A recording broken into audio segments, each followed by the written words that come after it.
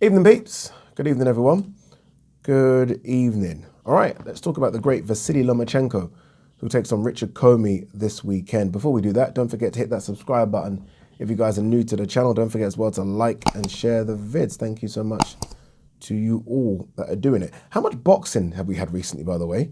Like way more than we used to. Not complaining, just saying that it's way more boxing than I think we've ever had. Honestly, I can't ever remember a time where you felt like there was fight week after week after week and all the big names were fighting. That's what it feels like anyway. I mean, you look at what we've had in the last couple of weeks, just the last couple of weeks. Terence Crawford, Sean Porter, Teofimo Lopez, Cambosos, Javonte Davis, Isaac Cruz, Devin Haney fighting Jojo Diaz, Lyndon Arthur versus Anthony Yard. Think of what we've got coming up this weekend. We're going to talk about, obviously, Lomachenko versus Richard Commey. I mean, up in Liverpool, we got Conor Ben versus Algieri. Katie Taylor's on that card. And let's not forget as well, we were supposed to have Chris Eubank Jr. versus Liam Williams. Jeez, a lot of boxing. It's a great time to be a boxing fan. Yes, there are some big fights we still want to see, but regardless, I just want to see some of the good fighters fight. Like we've had periods where these guys are fighting once a year. And I feel like maybe because of the back of COVID, where they maybe weren't fighting because of COVID, they're all like, you know what, we need to get out and fight. We need to make the money. So look, long may this continue where we see these fighters go at it all the time. I think it's a good time to talk about Lomachenko just because we have seen all the pretenders to the throne, some might not agree with that statement, fight in the last couple of weeks. Apart from Ryan Garcia, all the big names at 135 pounds have fought. Even some of the big names at 130 pounds, because a lot of people assume that Shakur Stevenson is going to come up, and maybe even Oscar Valdez, Miguel Bichel, etc. So we've seen a lot of people fight recently, and you can then compare, or at least maybe some gauge where Loma is in that bunch of fighters. I think after seeing what we've seen in the last couple of weeks, Loma's right at the top. I really do. And some people might say, yeah, but Teofimo Lopez beat him. I know, I watched it. I scored it 7-5 to Teofimo Lopez. As much as I'm a Loma fan, I'm not going to try and find rounds to give him that weren't there. Even though Loma said he thought he won the fight after he didn't. I thought Teofimo won at 7-5. I thought Loma came on strong in the second half of the fight, but hey, there wasn't enough rounds left. And Teofimo, I think, won 11 or 12, which sort of rubber stamped the deal. But yeah, going back to it, you look at all those guys now.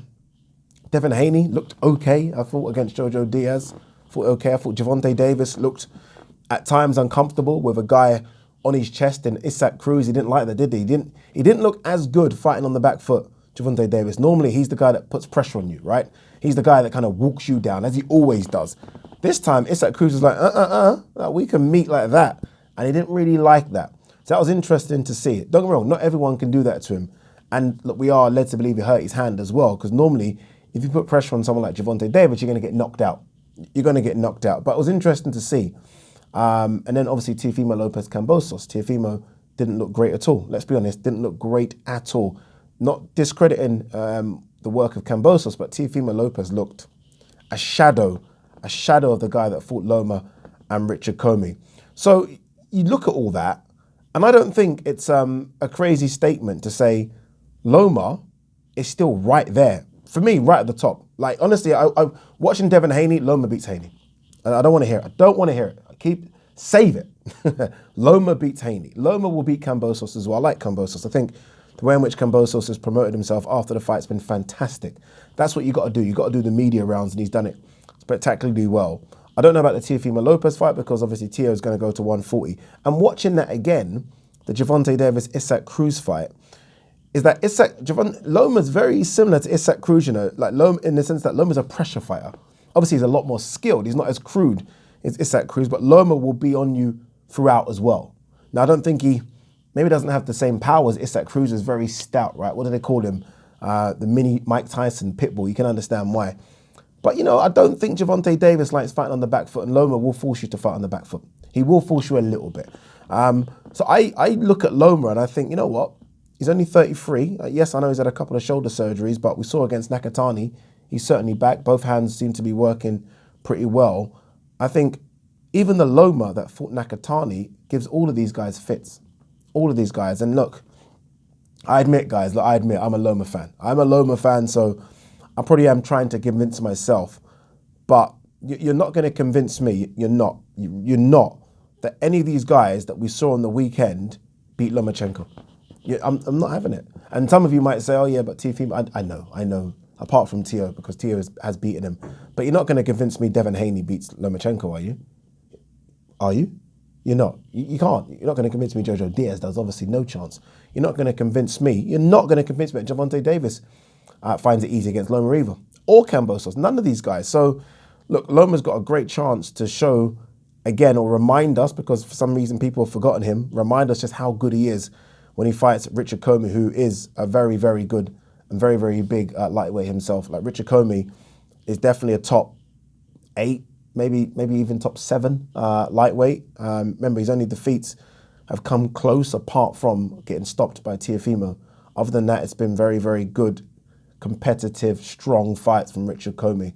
He's obviously very, very rangy. His feet are a bit slow, but he does carry power. And I think that's the key there. His feet are a bit slow. Loma's feet aren't. So I think Loma, once he kind of maybe, gauges his distance with Commey, he's going to be careful. He's going to be. But once he gauges that distance and realizes what he can and can't do, he'll start to break him down. Just like the way he broke Nakatani down, just like the way in which, I know it went to points, but the way in which he put down Luke Campbell when he started to gauge that distance, because he had problems with Luke Campbell's reach as well. I think he struggles with people that really have long reach because he struggles to get inside. But once he can work his way inside and start doing those bag of tricks, you guys know I'm going to go and talk about. Once he can open that tool bag, as he does, and find that, and you ain't seen that before and that before, still a special, special fighter in there. And I expect him to remind people, a lot of people who have just completely forgotten. I mean, people were talking about 4 kings and like just completely disregarding Lomachenko, which is crazy. But I think he's going to remind people just how special he is. I think he's going to put in a special performance. I thought he looked good, all things considered, against Nakatani. Remember, he was coming off a loss, coming off a major surgery. I don't know if you guys saw the photos of all the fucking shit that was in and around his arm. It was a major surgery. So I think mentally, he's now in a good place. I've been following his camp updates. They're not really going to release if there is any niggles, but it does seem like he's okay and he's good to go. And I think in Richard Commey, he's fighting a game and very, very good Richard Commey. And I think he's going to put a marker down. He's going to put a marker down. And then I guess it's up to Cambosos to pick who he wants to fight. I don't know where Loma is in terms of mandatory shots at any of those belts. I have no idea.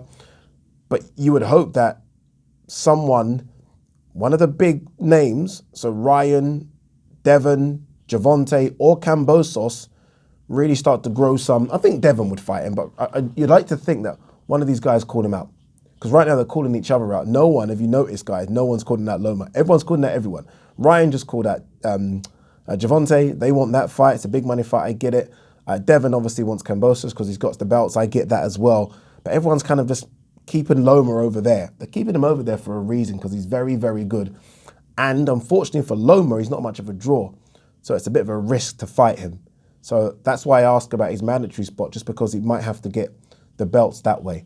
But I think he would travel, like he's traveled to the UK before, he's obviously fighting in America. I think he would travel to Australia to fight Cambosos, but that would be the biggest mistake Cambosos could make.